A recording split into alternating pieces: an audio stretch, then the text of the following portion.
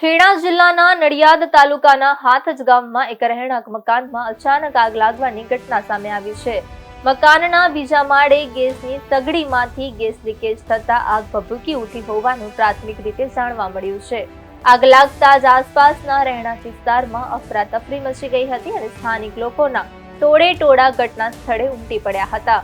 આગની જાણ થતા તાત્કાલિક નડિયાદ ફાયર બ્રિગેડની ટીમ ઘટના સ્થળે પહોંચી હતી. આગે વિકરાળ સ્વરૂપ ધારણ કરી લેતા સ્થિતિ ગંભીર બની હતી. ફાયર બ્રિગેડની ટીમ દ્વારા ભારે જહેમત બાદ આગ પર કાબુ મેળવવામાં આવ્યો હતો. આગની ઘટનામાં મકાનમાં રાખેલ ગરવકથી સંપૂર્ણપણે બળીને ખાખ થઈ ગઈ હોવાનું જાણવા મળ્યું છે.